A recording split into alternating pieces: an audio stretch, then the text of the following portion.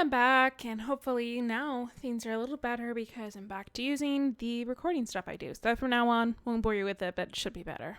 So we gotta decide what to do. Well, our daughter Amanda is in here shopping. Look at ironic mugs. I mean, I like the band tees, but to be honest, I would check the clearance bins for hot deals. There's a big cardboard box of marked down items. I'm pretty sure $4 for purple eyeliner is a good deal. I think. Depends on how big it is and the quality. I wonder if I would look good in purple eyeliner. I mean, maybe. We kind of have the look for it. We have purple hair. Hell yes, I would. Look, this is very important to me. I overhear a stifled argument over at the cashier register. An older gentleman is carrying a garment and showing it to a bored-looking cashier with pink hair. I can see that. Don't know what to tell you, dude. I just work here. What? Listen, when I bought this online, the website said the boss was Victorian-inspired. However, when I received it, it has clearly held the trademark of Edwardian dressage. It clearly held the Okay. Do you want a coupon? I can give you a coupon. Will you leave if I give you a coupon? Is there a manager present? People have to know what they're buying. I am the manager. I see. Well, it would seem that I've overstayed my welcome. Good day, shopkeep. Your superiors will receive a strongly worded letter by post. Oh, fuck you. Whatever, dude. The man whirls around and storms out, his literal coattails trailing behind him. I can't tell if they are Victorian-inspired or Edwardian in nature. Amanda trots up to me with a t-shirt in her hand. Oh boy, here it comes. Hey, Dadtron 5000. Yes, I'll buy it for you. Huh. Wow, that was easy. Thanks. At least it's only one this time. Amanda plops the shirt onto the counter and grins at the cashier. I love your hair. Huh. The cashier says nothing and rings Amanda up, radiating hatred. I hand her a 20. So, what was that guy's deal? The cashier rolls her eyes so hard I'm worried she'll pull something. That's Damien. He's in here all the time. He's obsessed with Victorian fashion or whatever. She hands Amanda her bag and it's clear the conversation is over. We make our way out of the store and head home to get some rest. Amanda and I sit on the couch trying to find something to watch over bowls of ice cream. Oh, cool. Lawn Haul Paranormal Ice Road Truckers is on. Your favorite, right? Oh, hell yes. They have to make it over the Canadian tundra before the ice road melts, but also they're hunting ghosts. Also, the trucks are haunted. This is an episode I've already seen, but it's one of the best. Caleb and Flint Dogbone, the twin brother truck driving and ghost hunting duo, find themselves in the greatest peril yet. Oh no, the ghost done got control of the truck. I can't steer. On them there damn ice roads. Let me use this EVP meter to try and communicate with the spirits. Flint, we're about to die. Almost got it. If you listen carefully, it sounds like you're gonna die. That's because we are about to die, you. This is art. The episode ends, and Amanda excuses herself to go and start arguments on the internet. I stay below longer, curious about the exploits of Callum and Flint, Dogbone, after their disastrous ice road accident. Afterward, I crawl into bed and get a good night's sleep.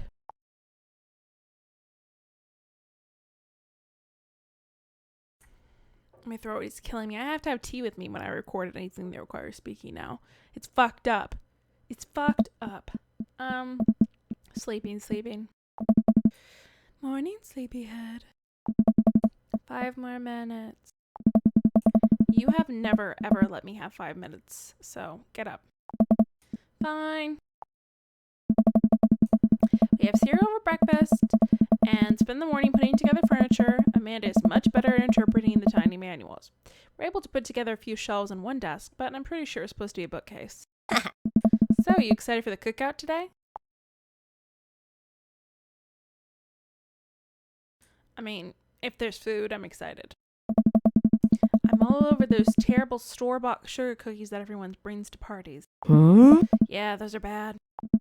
Which means they're more for me. I fucking love those too. Don't you want me to meet some of the people in the neighborhood? Don't you want to meet some of the people in the neighborhood? I don't want to meet people in the neighborhood, but okay.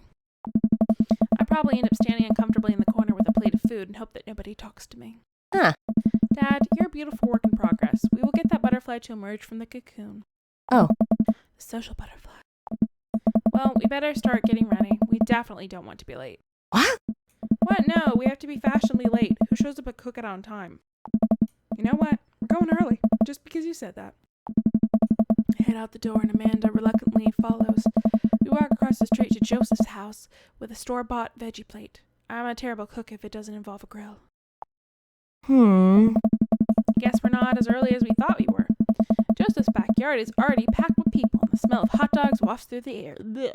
I like hot dogs, it's just the smell of it. I know I could do without. Small children run through a sprinkler, and adults chat in small clusters. I set our veggie plate on the table next to two other veggie plates. Hey, there's Joseph. I wave to get his attention. The moment he sees us, he jogs over, arms open wide. Welcome. I'm so glad you two are here. And you brought veggies. Let me introduce you to my family. Kids, come over here. This is Chris, my eldest. Oh. Hi.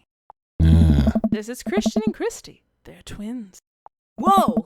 They stare creepily and say nothing. Hi. Then, of course, there's our youngest, Krish. Who the fuck? Wait, where's Krish? Maybe Mary put him in his crib. Oh, and how could I forget my lovely wife, Mary? Hey. Joseph pecks her on the cheek. She smiles. Ah, Mary, sweetheart, did you put Krish to bed? I'll have to go look for him. Oh. What? You'll have to... Yeah. Joseph takes a moment and regains his composure. I was going to strike her down, is what he was thinking. I don't know. I'm not alleging that. That would be horrible. I'm just saying this is a whole thing going on here, and that didn't seem normal. And this is a really creepy Stepford thing going on. I'm not appreciating. What the fuck is this? What the fuck? All right. Mary, this is our new neighbor, Lupin, and his daughter, Amanda. Shake her hand, but I have a glass of wine that I need to tend to. I love her. Nice to meet you, Mary. Charmed. Well, I have to go over there now. Yeah. My wife has a wonderful sense of humor, but please, you two enjoy the barbecue. All the guys are really excited to meet you. Oh, are they? Here, let me introduce you around. This is Robert. He lives across the way. A haggard man nursing a glass of whiskey eyes me up and down. Yeah, keep eyeing. Keep eyeing. Move on, sir. You're not gonna get this. No. Hey. Hey, I'm Lupin. It's nice to meet you. He takes a long swig of his drink. Charmed. Oh, fuck. Why did I use that voice? That was my childhood voice. That's a little bit much to disclose. But when I looked at it back, I just thought, I couldn't come out. Okay. Charmed. But I can't do voices, guys. Just charmed. Eh? Lupin and his daughter just moved in next door. Cool. If you ever need recommendations on where to get a drink in this town, Rob's your man. I told you not to call me Rob. Oh, Kirk Douglas. Right, got it. Kurt Douglas, is that what he just said? Robert ambles away without saying goodbye. Yeah, fuck you. He's not really a people person. Wow, I think I've actually met everybody else. Great, I bet you're excited to get to know everyone better. Hope you both enjoy yourselves. Amanda and I mill around and try some of the food spread out on the table. I pick at some deviled eggs. Amanda grabs a small paper plate and immediately begins piling it with baked goods. Smart. Ugh, I don't want to have to make friends. Ugh. Come on, Dad. Who are you going to party with when I go off to school? But I don't want to have to do pleasantries. Huh. Dad. They're going to talk about weather. Ugh. Go do it. Make a friend. Fuck. But how could I possibly abandon my only child at a social function? That's bad parenting. This plate of cookies is my new dad. Bye. I love you. I love you, daughter. But you're very cruel to banish me. Amanda shoves me into the center of the yard. Well, here goes nothing. I look around the party and am surprised to see some familiar faces. Isn't that the barista from the Coffee Spoon? What a cool guy. And mysterious. Did that guy throw a frisbee at my head? Isn't that the guy who was throwing a fit in Dead Gotham Beyond? Isn't that Amanda's teacher? Hey, I know Craig. Wait a second. All these people live in our cul-de-sac? That can't be right. I'd better investigate. I mean, talk to Matt, Hugo, and Craig. Hmm. Matt and Hugo seem to be embroiled in a tense discussion. Craig looks on, smiling politely. I walk over to say hello. Well, I don't think it's fair to try and compare two art movements like that. Periods in art only exist because they're a unique byproduct of social and political climate of a time and place. And to try to take something like, say, the Rococo period, that can't be right, and compare it to postmodernism in America, you're completely disregarding the context in which a work of art is created. Matt and Hugo seem so busy talking, they don't seem to notice me. Craig leans in. Dude, I have no idea what's happening. I don't either. Listen in on Matt and Hugo. Fuck. That kind of comparison just eliminates the reason odd movements are so important in the first place. You're not wrong, but I think there's no harm in comparing one work of art to another. You could definitely say one painting is better than another if you're evaluating technical skill from a purely formalistic standpoint. If I showed you a Matisse and then something by the Dutch masters, which one would say shows more technical prowess. I'm so lost right now. I shoot a worried glance over to Craig, who returns it. Well, sure, you could say that the Dutch masters were technically more skilled, but I would argue that while the Dutch masters were better painters, Matisse had better paintings overall.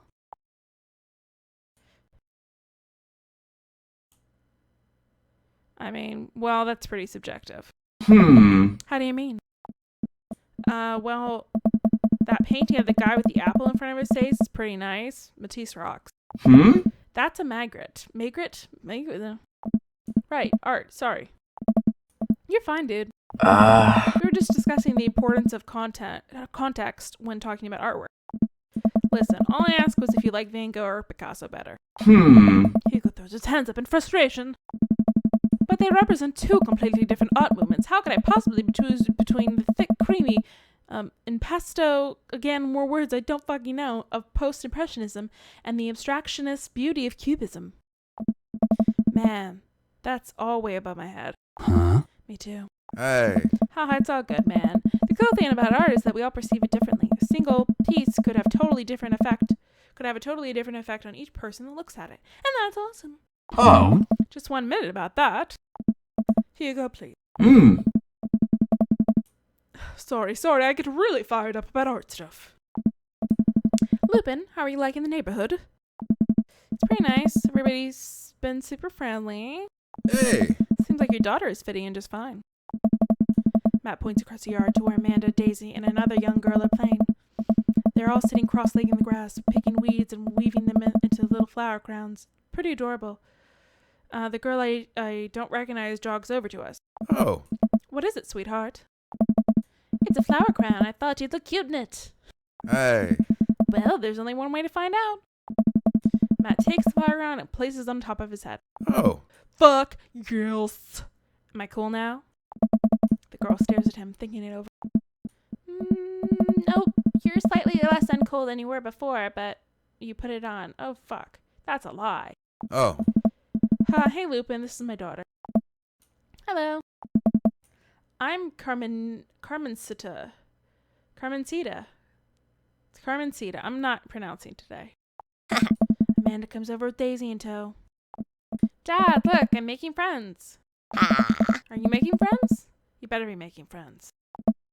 Yeah, actually, Amanda, you remember the cool barista from the coffee shop and my old college friend and your teacher. What? Oh, hi, Mr. Vega. I didn't realize we were neighbors. Oh. Yep. You still gonna get me that overdue term paper? Ugh. Haha, great seeing you. Get the fuck out of there. She finger guns her way out of the conversation like a champ. She learned the finger guns move from me. I'm very proud. Is that, yeah. I mean, I'm gonna read that as I wanna. Oh. She's definitely a charmer. Speaking of which, where did my son go? What? Hugo looks around the party. He must finally spot him because his eyes go wide. Oh, he has a son? Oh. Whoa. Ernest Hemingway Vega, are you smoking? Fuck. You would. I can't take you seriously, sir. Ernest is holding a lit cigarette. Nope. I see Ernest across the way. Hey, casually takes a long drag of a cigarette and then flicks it into a gutter. Unbelievable. Excuse me. Hugo marches over to Ernest and I turn my attention to Matt and Craig. Kids, right? Hey. Man, I do not envy Hugo. The last barbecue we had, Ernest tried to shove a sparkler down Joseph's pants. Nearly burned down half the yard. And the barbecue we had before that, he actually burned down half the yard. And then it spread onto my lawn and burned down half my yard, too. Hugo walks back to us, practically dragging Ernest behind him. Fuck. That is a child, apparently. No, I'm not getting involved in that situation, Hugo. I'm not involved in whatever's going on with this kid. Hey, everybody. Sorry about that. Lupin, this is my son, Ernest. Hello. Ernest looks away, sulking, his hands shoved deep in his pockets. Uh-huh. Hugo nudges him impatiently. Hey.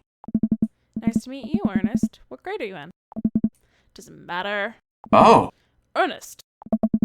Okay, I'm in 8th grade. God, are you happy now? I'm sure you were just dying to know. Yeah, good for you. If I go now, I'm tired of talking to old Jews who blame my generation for the failing economy. I mean, are we that old? Ouch. Ernest. Oh yeah, because I'm totally embarrassing you. Ernest puts earbuds in and storms off to stay in the corner. Well, that was certainly something. He seems nice. Hugo puts his head in his hands and sighs. Oh. I'm so sorry. He's having a really rough time. As much as I want to be the cool dad, I have to be the authoritarian dad, and he clearly resents me for it. I mean, I think as a dad and teacher, that's about as authoritarian as you can get. Honestly, are any of us cool dads? Is it even possible to be a cool dad? What? I'm cool as a cucumber. Hey. See, that right there, you can't say that. I don't know. My kids think I'm cool. But for how long, Craig? How long do we get to be the cool dad? I don't know. I don't know. Hey. I think we just have to accept the fact that as dads, we become the machine we once raged against and accept our fate to unironically wear socks with sandals. Your kids may think you're cool now, but the moment they hit puberty, you're doomed. Amanda's 18 and she still thinks I'm cool. Nice. I yell across the yard to my daughter. Amanda, I'm cool, right? Amanda just laughs. She keeps laughing. I see your point. As much as we all want it, I don't think it's as important to be a cool dad as it is to be a good dad. We can't all be best friends with our kids. It just doesn't work. I mean, look at me and Ernest. Oh. Our job as parents is to make sure our kids turn out okay. Can we have fucking less parenting and more dating? I'm really... I know, we're all shocked that this isn't going more quickly. Yeah, you're right, but it'd be nice to have it both ways. Hearing these guys talk about this makes me think of my relationship with Amanda. We get along so well, but there might come a time when it won't be like that. Is college when that happens? Hey. Don't let us eat up your time, Lupin. Go meet some of the other people around the neighborhood.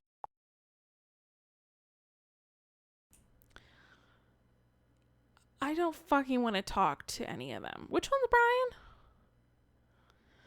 Listen, guys, I'm not talking to them. I'm eating a burger. I don't have fucking time. I know who I'm romancing. I know. And without further ado, let's work some magic. Oh, wait. And without further ado, let's work some magic. Joseph closes his eyes, taking a deep breath, and gets to work. With the greatest of ease, he sets patties on the grill, flourishing as he flips his spatula in the air. It's easily some of the best grill work I've ever seen. You guys think this is my first time in front of a grill? You know, Joseph, I mean, he's working faster now. Is this a sex thing? Effortlessly he's tossing cheese onto patties and perfectly grilling onions on the side, one after another. The dads take notice and crowd around Joseph to admire his masterful technique. What is his dick out? You probably didn't know this, Lupin, but Joseph's known around here for his grillmanship. Hey. He's ungrillable. Oh, God. Hey. I've tried to get on his level, but I just can't catch up. Fuck. Hey, Let us keep studying. He has a rare quality about him. Go over there. Go in the corner. Mustard, we keep talking about this. Can't we just appreciate the artist? I I've never seen him make a mistake. Ah. Okay, we need to stop. This is getting too cheesy. Please stop. That's me, Amanda. That's me. All of the children at the party boo the glorious display of puns in unison. Yeah, blue. Yeah. All right, guys, the food's ready. Please form an orderly barbecue. You fucker. Amanda groans. I'll grab our food and hang out, enjoying perfectly cooked cheeseburgers. Say it. Man, it's so wild how all of us dads live in the same cul-de-sac. Oh. Kind of nice, isn't it? Feels like there's a real community here. It totally helps when you're just a single dad trying to raise a kid. Oh. We're happy to have you here, man. I think you're gonna like this neighborhood a lot. Plus, Amanda seems to be getting along with all the kids. If she decides to get into the babysitting game, she'll really make a killing. Oh. Hey, why don't you add us all on Dad Book? Oh my god. My dad. No, my dog is barking, so I'll be right back.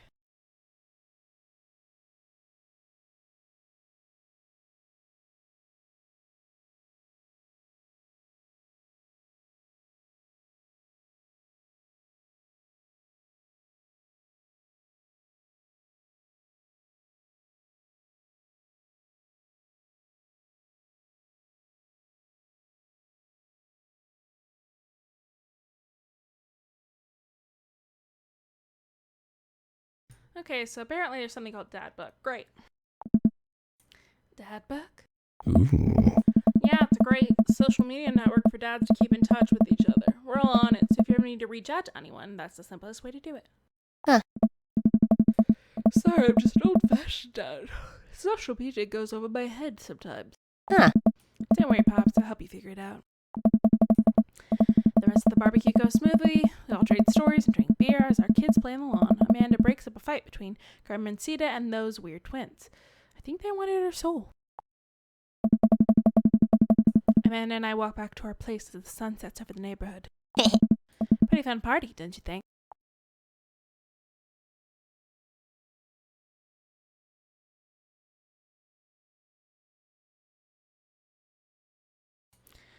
I mean, wish I could have been playing Paranormal Ice Road Truckers. You and Daisy seem like you're having a way better time than I was. Hey! Because you were. Well, hey. At least you met some other cool dads. You should hit them up on Dad Book. Maybe I will if I ever figure out how social media works. Look at our hair. We fucking know how it works. I have a good feeling about this place. Me too, Dad. Eh?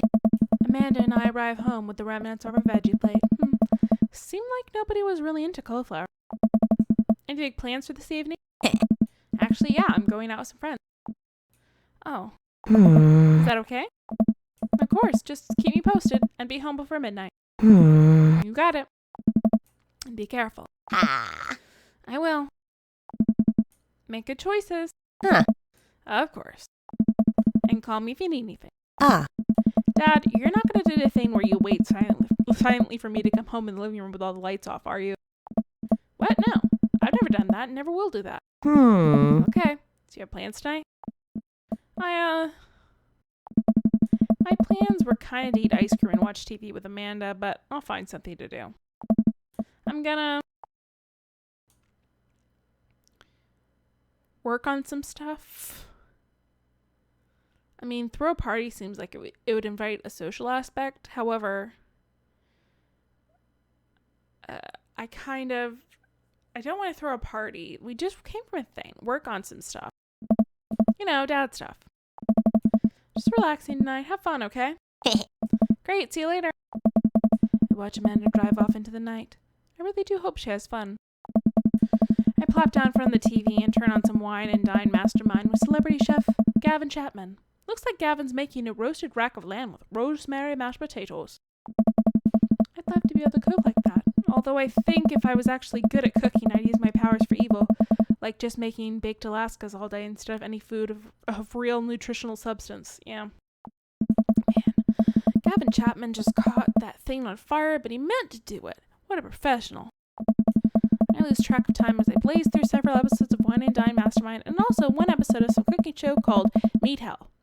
I'm not even sure what that one was about. It was just a lot of yelling. I glance at my watch. Man, it's almost midnight. I should check in with Amanda. I send a text. Bleh. Hey kiddo, you good? Wander into the kitchen as I wait for a reply. Amanda's phone is almost always in her hand, so I'm sure she'll respond soon. Unless she's driving home now, in which case I hope she doesn't respond soon because I definitely taught her better than to text and drive. I reach into the freezer and grab an ice cream sandwich. It's a little late for this, but I think I earned it after a long day of socializing. I check my watch again, my phone, nothing yet. Okay, see, now I'm worried. Do I call her? Do I call the cop? No. It's too soon for that. I'll just send her a gentle reminder text. What's up? Half an hour passes, and now I'm really worried. The episodes of Gavin Chapman's Meat Hell are not only not massaging my anxiety. I'm so bad with words today. I don't know. But possibly exacerbating it with all the yelling. So I keep pacing around the house, waiting for her to come back. Why didn't I find out where she was going? Who she was even with? Why don't I know any of her friends' phone numbers? Why don't I even know any of her friends' full names? Who is Emma P? I decide to send her another text. Amanda, please text me and let me know you're okay. I can't help but think of all the awful things that could have happened to her. Oh, thank God, it's her. Amanda opens the door and shuffles in. Finally, she's back home. I'm glad she's okay. Sup? Sweetie, thank God you're safe. Ugh. Yep. But now that I know she's okay, I'm really mad. Why didn't you answer my text? Amanda pulls her phone out of her pocket. Oh, whoops. Guess I didn't see those. She starts to walk to her room. No, madam. Hold right there. Amanda Ann. Whoa, we're pulling out the middle name now. Amanda, you came home an hour and a half after your curfew, and you didn't respond to any of my texts. You really freaked me out. I was about to call the cops. Dad, you're seriously overreacting. You're not going to be like this when I go off to school, are you? I was scared. You weren't responding. It was just like when your dad... I have to stop myself from tearing up. Oh, Dad, I didn't mean to. I sit down on the couch and put my head in my hands. I feel very tired all of a sudden. You really scared me. Just please don't do that again. Alright. I'm gonna go to bed now. Amanda closes the door to her room and I head to mine. Jeez. As I'm falling to sleep, one thing she said keeps echoing in my mind. You're not gonna be like this when I go off to school, are you? I definitely didn't sleep well last night. I brew some strong coffee and make some scrambled eggs for Amanda as a peace offering. She eventually wanders into the kitchen. Hey. I thought about what you said last night. I should have texted you. I said I was going to do it and I didn't. I honestly just didn't even think about it. I'm really sorry, Pops. I won't do it again. Well, that seems good. I trust you to make good choices. I also thought about it and I'll try to give you your space from here on out. I gotta trust that you can take care of yourself. Team Day? Team Day. That's her last name. Amanda gives me a hug. What's May? You know it. Sprinkle some cheese on them? Already did. Yeah. Bless you. Amanda scarfs down the eggs in the time it takes me to wash the pan. Alright, I'm off to school. Smell you later. Wait, one more thing before you go. What? What's Dadbook? Ugh. It's a social media platform. Wait. What? What's a social media platform? Dad, I have to go to school. Come on, Amanda. I'm an old man. I can't put together a Dadbook profile on my own. Alright, I'll help you sound interesting on the internet. Oh. Amanda spends the next couple minutes setting up my profile on Dadbook, which, as it turns out, is a place where dads can get together and talk about fatherhood. Alright, Pops. We gotta fill out your profile. Let's get some likes and dislikes.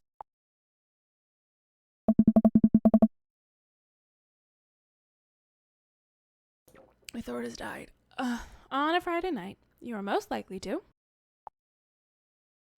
polish and sort my coin collection, Netflix and Grow Baby, fall asleep watching History Channel, torment my children with dad buns, or fall asleep watching the History Channel, honestly. If If you had one thing to take with you onto a desert island, what would it be? My trusty grill, the lost shaker of salt, cast away on DVD for instructional purposes. A boat, obviously. I don't need anything. A boat. What are your turn-ons? Strong dad arms, tennis shoes with long white socks, a well-manicured lawn, street smarts, comfortable with crying, top-tier growmanship, a well-manicured lawn. Comfortable with crying? I cry a lot. I imagine our dad cries a lot too, okay? He probably cries a lot. Lupin cries. What did you want to be when you grew up? Technical writer for manuals and instructionals. Salty boat captain, pro skater, who is also an astronaut, a good father, the president of space. The president of space. What's your favorite movie genre? War docs, Sean Connery's entire filmography, anything on Laserdisc, romantic comedies, whatever will make you cry, old comedies that haven't aged well. Whatever will make me cry. What's your ideal date? Napping together, doing a 1,000-piece puzzle together, eating healthy dinner at 4 p.m., trying to geocache but getting hopelessly lost, arson, being emotionally vulnerable. That's a little extreme, but geocaching sounds fun. I do like napping and geocaching. What do you never leave home without? Sensible cardigan, my sick vape, my book of word jumbles and a pen, a cool knife, my crippling low self-esteem. I frequently forget my phone keys and wallet at home sometimes. My crippling low self-esteem. I spend a lot of time thinking about conspiracy theories, how proud I am of my child, potential ends of the world, if I ever will be able to love myself as much as I love my grill, when can I next get a cup of coffee, or lawnmower modifications. Potential ends of the world is definitely up there. Conspiracies are up there. That's up there. Probably conspiracy theories, though sometimes they're not always real theories. Anyway. Profile complete. See, that wasn't so bad.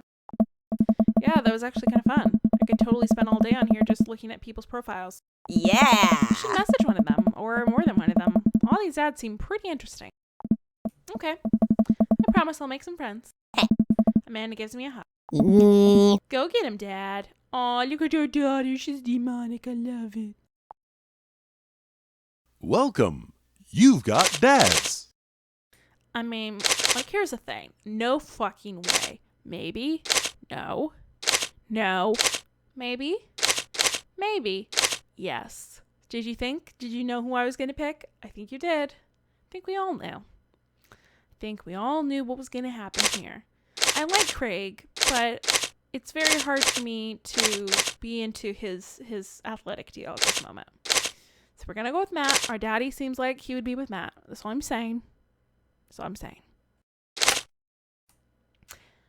Matt Sella. Avid music enthusiast. Passionate coffee drinker. You can find me most days selling bean juice over at the Coffee Spoon. Or hanging out at the park with my amazing daughter. Hit me up about 80s no wave music.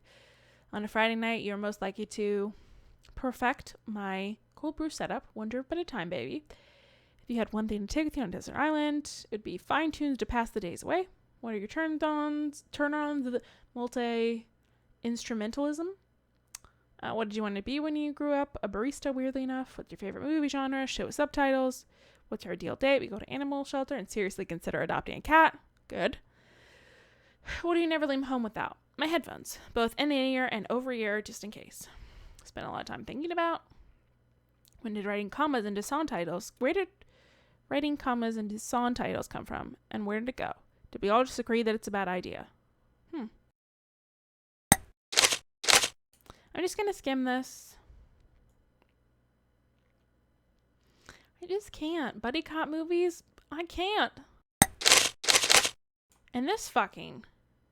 Yes, I like true crime podcasts. But fuck you for all the... Bosom? You know what? No, I can't. I can't be down with this. I like Hugo. And I don't know if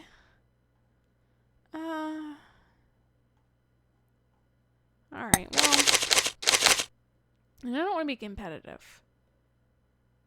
I don't hate it. I mean, I just have no interest in all that, so let's message him.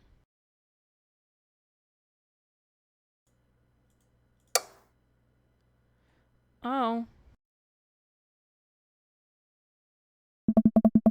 I navigate to Matt's dad book page and type out a message. Hey man, great getting to know you. Great getting to see you at the barbecue. We should definitely hang out soon. You free later? Bleh. A minute later or two later, I hear a ding and see Matt's response. Hey dude, I'd be so down for that. I'm actually catching a show tonight at the Soundgarden. Want to come out? I think for a moment. What's a Soundgarden? It's a concert venue, but also a band that a lot of people listened to back when it was cool to have soul patches. Oh man, I haven't been to a real concert since Amanda was born. Am I ready for this? I think you are. Well, I'm thinking another message pops up on the screen. Pop is playing tonight. Cool little indie pop punk rock band out of Canada. I almost said Canada. Should be a fun one. I didn't know you were allowed to string that many words together to describe a band. Whatever. Let's get out of our comfort zone. I don't wanna. Fine. I log off the dad book and think for a second. Wait, when was the last time I went to a concert? I mentally backtrack decades through memoirs of denim jean jackets and a moral panic over teenagers turning to the occult. Oh god, I had a mullet back then. Oh god, I thought it was cool. Oh god, other people thought it was cool.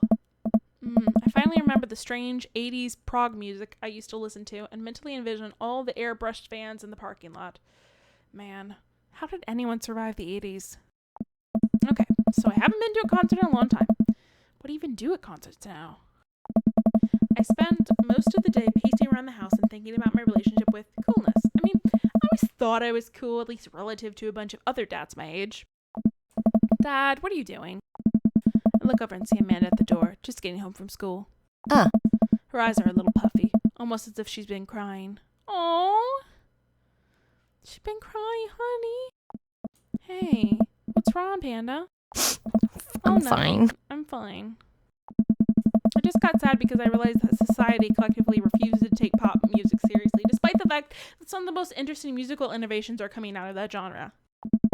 I think it's just yet another thing that we write off because we can't take young women or their interests seriously. True. Are you sure that's all you're upset about? If there's, anything going on, I just want you to know that I'm here for you. And I'll always be here for you. Whether you need a shoulder crying or a strong dad to go kick someone's butt. I'm only a phone call away. Thanks, Popsicle. I appreciate that. Hey. But I'm fine, really. I'm unconvinced, but I'll stop badgering her about it. I'm sure she'll tell me when she's ready. Anyway, what's up? Amanda, how do I be cool? Let me put on a pot of coffee first. This is going to be a long night. No, seriously. Matt invited me to a concert, and I don't think I've been to one since you were born. Oh. Yeah, you have. You took me to one when I was 12, remember? I'm suddenly overwhelmed by the memory of a sea of screaming preteens. Oh god, I tried so hard to forget. The one where I had to camp out with you and line so that you could get a good spot, and then you cried and screamed the whole time? Dad, it was so much more than that, and I'm not even ashamed to say it. Oh, you're not ashamed? You seemed pretty ashamed when I found all those drawings you made of those dancing boys kissing in your trap keeper. Oh no. Yeah, well, you didn't even find the good stuff. Oh man. Yeah. Anyway, you should be all set for the concert if you remember that. Just bring a big glittery sign and cry a lot and you'll fit right in.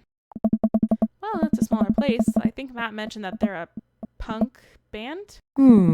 Like DIY glitter punk, gutter punk, thrash, straight edge? Come on, Dad, give me something to work with here. Are they post-punk, proto-punk, C-punk, Jeremy punk? What the fuck? What's Jeremy punk? I meant that one to see if I could get away with it. They're not positive hardcore, are they? He said that they're Canadian punk. Huh. Oh yeah, you'll be fine. Does the idea of Canadian punk seem contradictory to you? I don't see friendship and politeness as the core tenets of punk scene. Hmm. Well, punk is kind of a big genre that might not be as dangerous as you think it is. It became so much more than just counterculture rebellion. What I'm trying to say is just enjoy the music. That's it. Hmm. I mean, yeah, it's not like you're gonna jump into the mosh pit or anything. Well, that's comforting. And if strange dude in a set your goals hoodie offers to buy you merch, don't accept it, and definitely don't go on 3 awful dates with him afterwards, where he takes you to a nice restaurant and then forgets his wallet. Literally 3 times in a row. What? Eh? Never mind. Just have a blast tonight. What? What is going on, Amanda? Honey, let's talk. Alright, we're gonna stop here and pick up soon. I have no frickin' voice. I can't, and I feel panicky. I think I needed to eat. Anyway, I'll pick up when I have a voice, because I have stuff to do tomorrow, and I don't have a voice for tomorrow because it hurts. It'll be bad. So, I'll catch you in the next one. Bye, guys.